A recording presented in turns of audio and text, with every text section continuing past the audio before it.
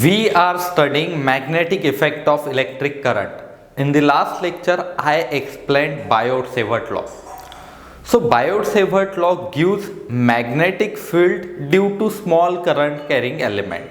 Let us revise the concept that we studied in last lecture. Suppose there is one current carrying element.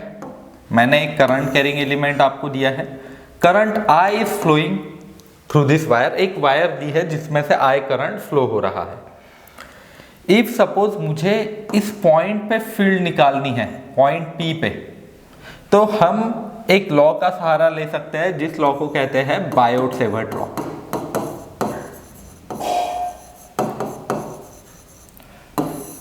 इसकी मदद से मैं यहाँ पे फील्ड बता सकता हूँ. तो मुझे एक काम करना होगा, यहाँ पे एक स्मॉल एलिमेंट, स्मॉल लेंथ लेनी होगी. ठीक है, dl लेंथ.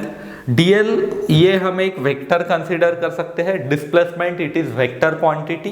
एंड अगर मैं स्मॉल डिस्प्लेसमेंट, स्मॉल लेंथ देखूं छोटी सी, तो वो एक स्ट्रेट लाइन वेक्टर होगा.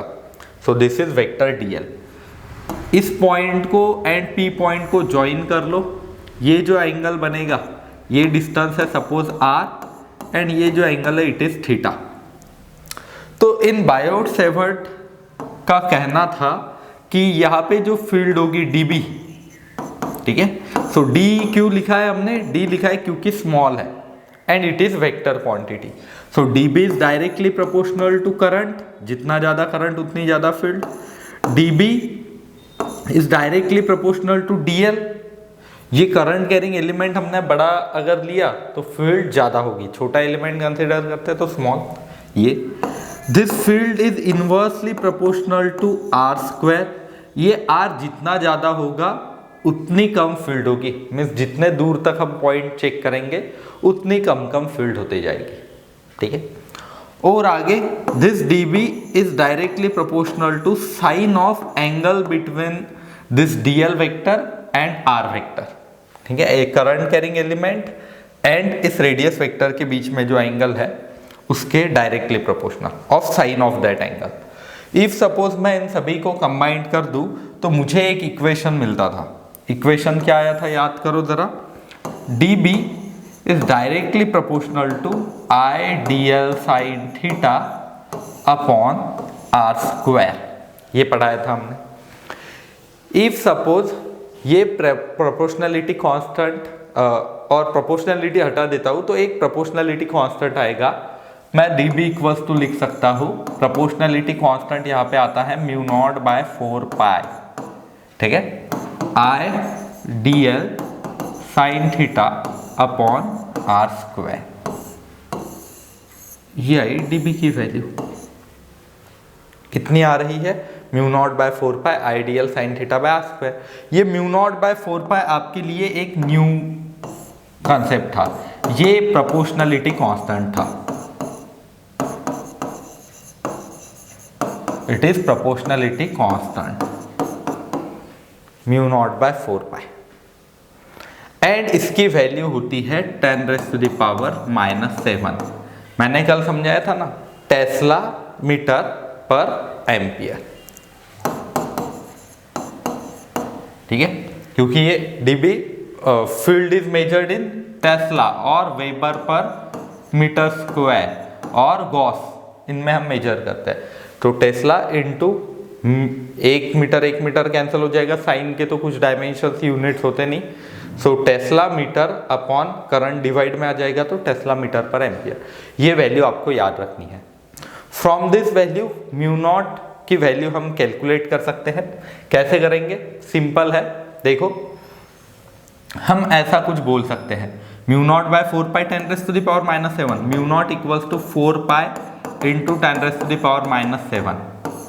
This mu naught is nothing but एक न्यू कंसेप्ट जिसे परमिएबिलिटी ऑफ फ्री स्पेस कहते हैं. इस म्यू नॉट को ही क्या कहते हैं? परमिएबिलिटी ऑफ फ्री स्पेस की परमेबिलिटी। अगर हम मीडियम के अंदर फील्ड कैलकुलेट करना चाहे, if suppose this fire is placed in some another medium, let say एक आधा गैस है उसके अंदर और कुछ लिक्विड वगैरह कुछ हो सकता है, ठीक है, तो फिर ये जो म्यू नॉट है ये चेंज होता है, फिर आपको रिलेटिव परमेबिलिटी से मल्टीप्लाई करके आंसर लिखना होता है म्यू इन मीडियम के लिए, वो भी हमने कल समझाया था। तो ये सारे पॉइंट्स थे। उसके बाद this Biot Savart law can be written in vector form also, मैं इसे ही वेक्टर फॉर्म में भी लिख सकता हूं। वेक्टर फॉर्म में कैसे लिखूंगा मैं, देखो dB equals to mu naught by 4 pi I dl cross r upon r cube, हम ऐसा लिख सकते हैं। सभी स्टूडेंट को ये दोनों फॉर्मूले लर्न करने थे। कल मैंने बताया भी था कि आप लर्न कर लो इस फॉर्मूला को 30 टाइम्स 50 टाइम्स लिख के देखो, क्योंकि इसके ही ऊपर से आगे सारे कॉन्सेप्ट्स पढ़ाने वाले हैं हम।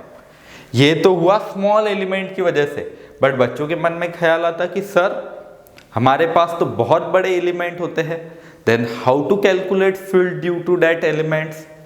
सिंपल काम करना है, इसे इंटीग्रेट कर लेना, ठीक है। सो मैं लिख देता हूं b equals to integration dB और integration mu naught by 4 pi I dl cross r upon r cube, हम ऐसा लिख सकते हैं, या ये b की वजह से, ठीक है, field due to current element. अब देखो आज के लेक्चर में मैं आपको field due to circular current carrying loop निकाल के दूंगा। कुछ किताबों में डायरेक्टली गिवन है वैल्यू, मैं टोटल प्रूफ करके दूंगा क्योंकि उसके ही एप्लीकेशंस होंगे आगे। And field due to straight line भी होता है, स्ट्रेट करंट कैरिंग वायर, ये पहले दिया जाता है, बट आपको थोड़ा समझने में इजी जाए दैट्स व्हाई मैं एक काम करता हूँ, एक सर्कुलर रिंग लेता हूँ, उसमें से करंट पास करवाते हैं एंड उसकी वजह से फील्ड कितनी होगी ये देखते हैं, ठीक है। तो पहले आप क्विकली इतना बेसिक देख लो जो मैंने कल समझाया था, क्योंकि इसके ऊपर से आगे के टॉपिक्स आने वाले हैं, ठीक है। देख लिया क्विकली, चलो फिर बढ़ते हैं आगे।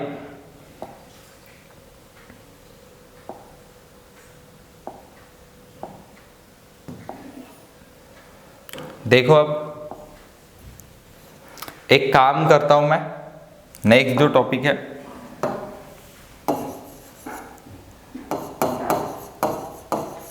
Magnetic field that is B, जो रिप्रेजेंट करते हैं हम due to current carrying element.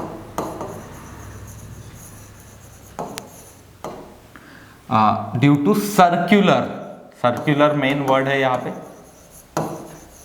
Circular current carrying wire, ठीक है। तो पहले मैं एक काम करता हूँ, अब तक जैसे मैं ग्रीन से बताता था कि ये है सर्कुलर करंट कैरिंग वायर, इस सर्कल के अंदर ऐसे करंट फ्लो हो रहा है क्लॉकवाइज, लेट से क्लॉकवाइज, तो हमें सेंटर पे फील्ड निकालनी है, इस P पॉइंट पे मैग्नेटिक फील्ड कितनी होगी। तो थोड़ा मैं आपको बेसिक समझाता हूँ, आपको ध्यान देना है। If suppose I current is flowing and radius of circle is R, circle की रेडियस कितनी गिवन है, R इतनी रेडियस है, तो देखो आपको सरकमफेरेंस का फॉर्मूला पता होना चाहिए, ठीक है, लेंथ ऑफ आर्क का फॉर्मूला पता होना चाहिए जो 10 तक होता है। ध्यान देना,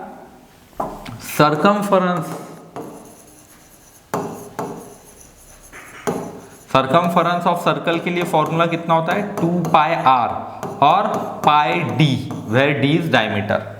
सरकमफेरेंस का फॉर्मूला लर्न है आपको। और देखो इफ सपोज मैं इस लेंथ, ये जो छोटी सी लेंथ है, इसे इंटीग्रेट करूं पूरे सर्कल के लिए, तो मुझे सरकमफेरेंस मिलता है, क्योंकि छोटी छोटी लेंथ्स को ऐड करते जाओ, जब मैं कंप्लीट सर्कल के लिए ऐड करूंगा तो मुझे क्या मिलेगा, सरकमफेरेंस। जैसे पेरीमीटर अगर आपको एक आधे रेक्टेंगल का निकालना है और स्क्वायर का निकालना है, हम क्या करते हैं, साइड सभी साइड्स को ऐड कर देते हैं, टोटल पेरीमीटर मिलता है। वैसे ही सरकमफेरेंस के लिए स्मॉल लेंथ सारी ऐड करनी होगी, सारी लेंथ को ऐड करने के बाद सरकमफेरेंस 2πr मिलेगा। तो मैं इसे इंटीग्रेशन dl भी लिख सकता हूँ, integration dl equal to 2πr।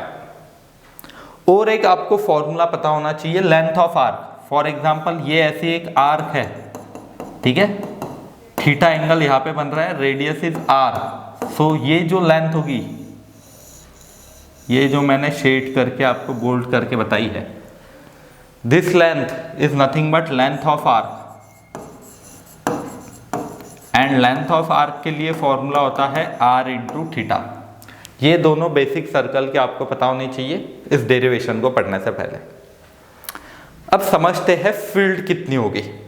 देखो फिर अकॉर्डिंग टू बायोट-सेवर्ट लॉ, जो हमने आपको अभी समझाया है, देखो अकॉर्डिंग टू और बाय यूजिंग बायोट-सेवर्ट लॉ, क्या लॉ था बताओ? Small magnetic field equals to mu naught by 4π I dl sine theta upon r square. यही था ना जो अभी मैंने रिवाइज करवाया। देखो ये mu naught by 4π I dl sine theta by r square, इसे यूज कर लिया मैंने। ये अब ये है dl एलिमेंट, लेट से ये है dl एलिमेंट एंड ये है vector joining this centre and our point. ये एंगल कितना होता है? देखो आप 9th 10th में मैथमेटिक्स में एक प्रॉपर्टी पढ़ते हो, radius is always perpendicular to tangent. ये प्रॉपर्टी होती है, ये प्रूव भी करते हो आप। प्रूव दैट होता है ना, radius is perpendicular to tangent. Tangent को रेडियस परपेंडिकुलर होगी।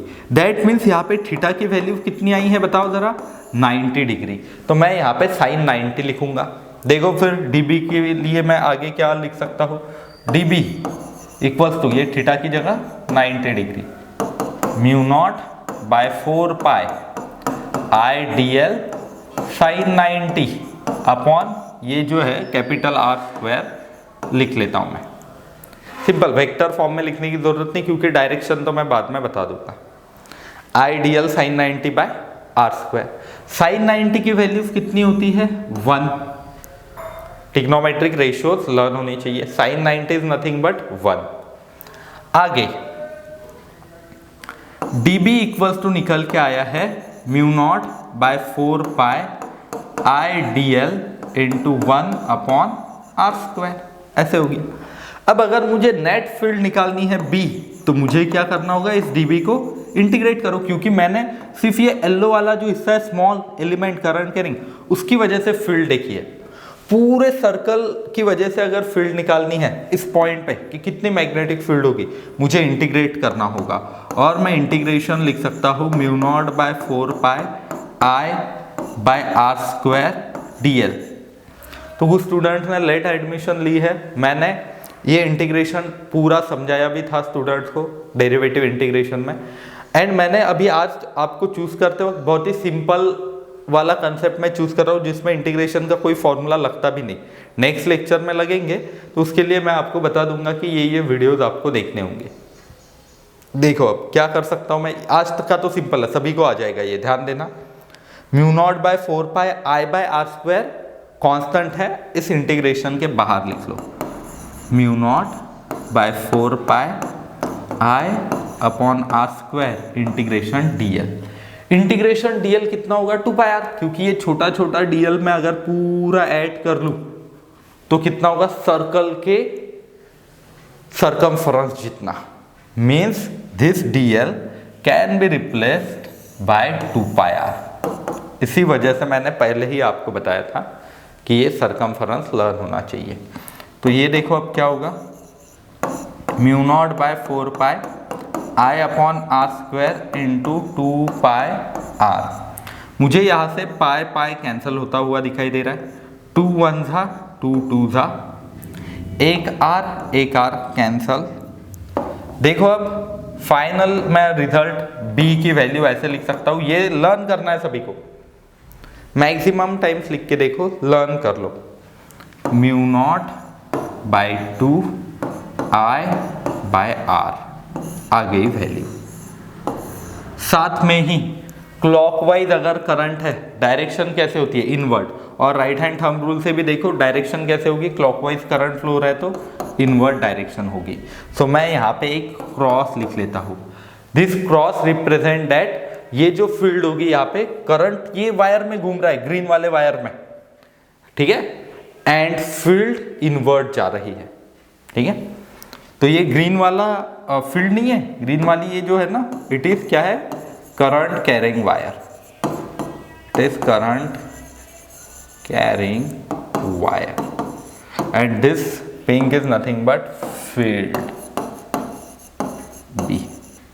If suppose instead of clockwise current, if suppose anti-clockwise current is flowing, then anti-clockwise है तो डॉट होगा, सिर्फ आपको यहाँ पे डॉट लिखना होगा, बाकी फॉर्मूला सेम ही रहेगा, ठीक है, आ जाएगा ये। तो क्विकली इन सभी कॉन्सेप्ट्स को अच्छे से लिख लो, आप स्क्रीनशॉट भी निकाल सकते हो, मैं आगे वाले कॉन्सेप्ट समझाता हूँ।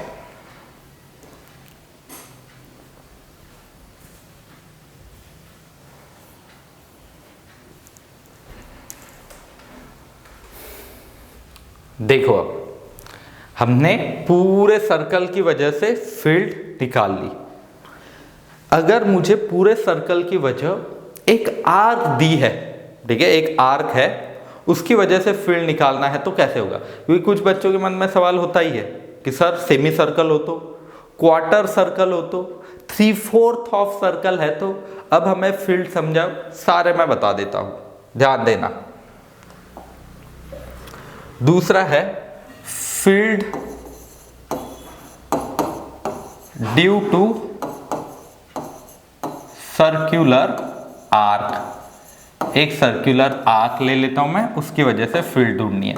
तो ये है एक वायर करंट कैरिंग जिसमें करंट I फ्लो हो रहा है, मुझे इस P पॉइंट पे फील्ड निकालनी है, ठीक है, ये है P पॉइंट पे फील्ड निकालनी है।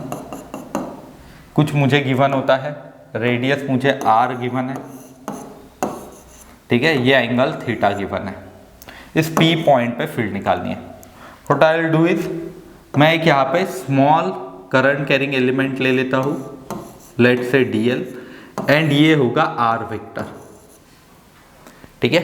मुझे वापस ये एंगल बताओ थीटा, थीटा की वैल्यू 90 डिग्री। अभी मैंने एक कंसेप्ट समझाया ना, radius is always perpendicular to tangent. तो करंट कैरिंग वायर है, इस P पॉइंट पे फील्ड निकालना है, मैंने इस पॉइंट को एंड P पॉइंट को ज्वाइन कर लिया।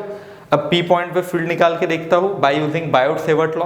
तो मैंने पहले ही आपको कहा है, कल भी कहा था, बायोट-सेवर्ट लॉ का फॉर्मूला लर्न होना चाहिए, तब जाके ये सारे एप्लीकेशंस पॉसिबल है। So according to Biot Savart law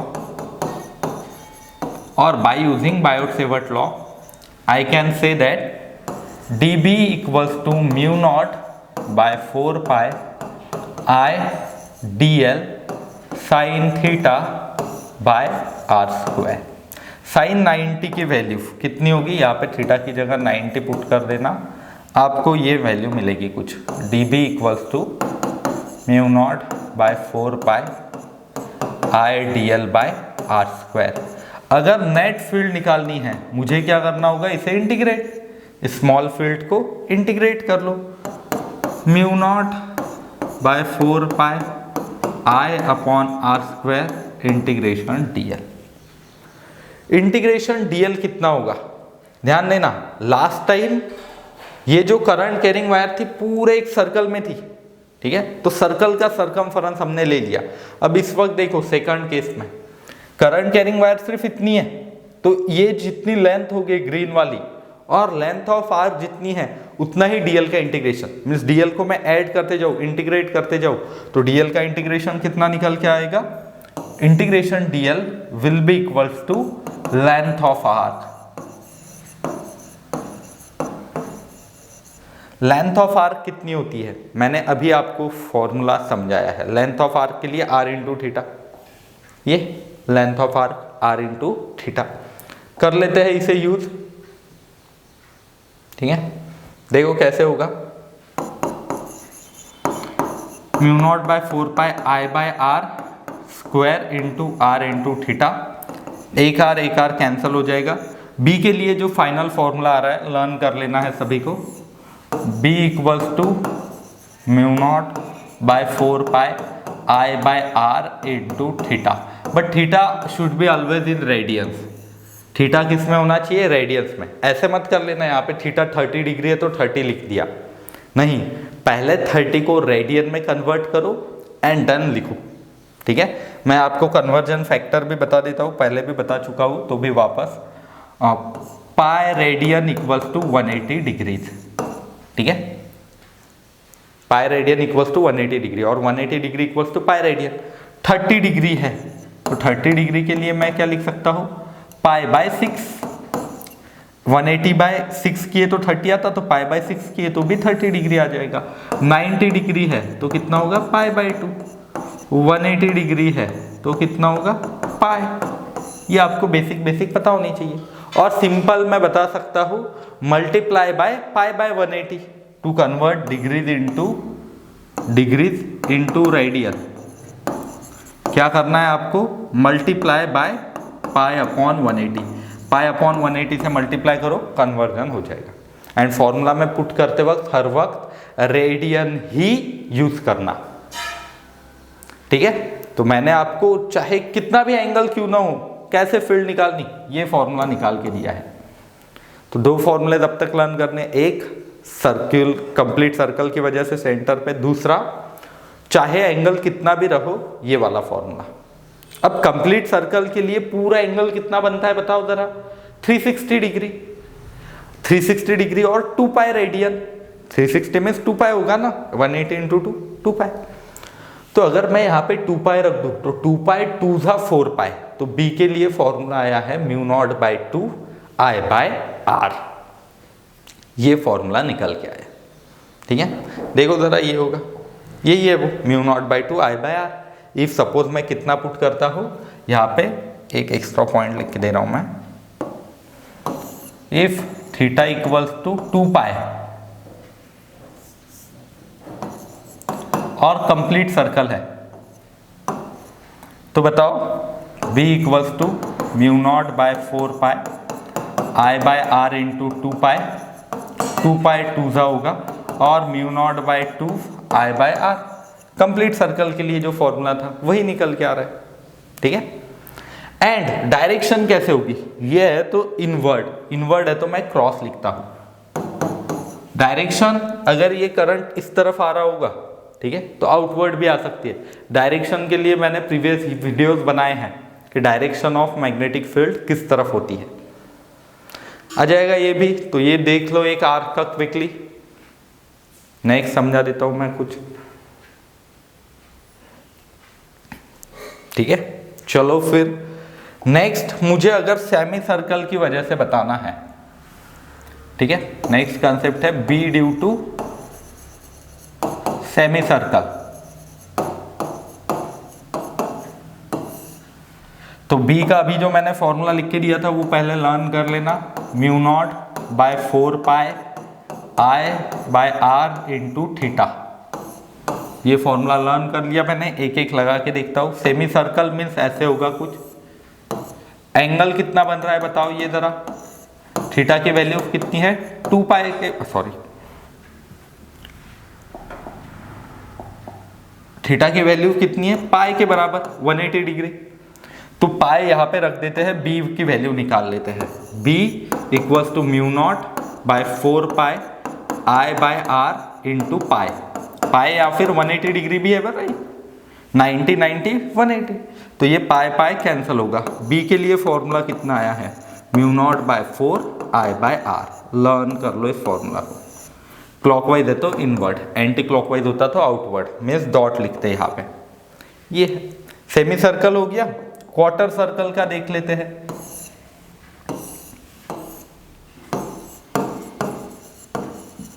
quarter circle के लिए कैसे होगा? मीन्स फॉर एग्जांपल सिर्फ इतना है, मीन से बताते हैं ना हर बार, ये करंट कैरिंग वायर ये इतनी है सिर्फ। ठीक है, अब यहाँ पे एंगल देखो सेंटर पे जरा कितना बन रहा है? थीटा की वैल्यू है 90 डिग्री और 90 degree can be written as π/2। Let say ऐसा करंट फ्लो रहा है, अपोजिट लिया है मैंने करंट। अब बताओ b कितना होगा। b इक्वल्स टू, फॉर्मूला में सिर्फ थीटा की वैल्यू पुट कर दो, आंसर निकल के आएगा I/r into theta π/2। Pi cancel, b के लिए फॉर्मूला आ रहा है μ0/8 I/r, आउटवर्ड है तो डॉट हो गया। आ जाएगा फिर और आगे देखो, अगर समझो ऐसी कुछ फिगर गिवन है, मुझे लगता है कि अब मैक्सिमम स्टूडेंट कैलकुलेट कर सकते हैं। ये ऐसे, ठीक है, इतना करंट कैरिंग एलिमेंट है, ये ऐसे क्लॉकवाइज करंट ले लेता हूँ। इस P पॉइंट पे फील्ड निकालनी है, रेडियस R है, ठीक है, ये सभी में रेडियस पता है ना, ये इतनी R है। अब देखो क्या होगा, एंगल कितना बन रहा है देखते हैं पहले। ये होगा π/2 90, ये भी π/2 90 एंड ये भी π/2 90, और ये एंगल होता है 270 डिग्री और 3π/2, ये एंगल बना है ना। तो देखो अब इसके लिए फील्ड कैसे होगी, कितनी होगी, ये थर्ड पॉइंट हमारा इस पेज के ऊपर का। तो field B equals to μ0/4 π I/r into 3π/2। तो पाई कैंसल, 3/8 μ0 I/r, यही फील्ड की वैल्यू। एंड क्लॉकवाइज है तो क्रॉस करना होगा।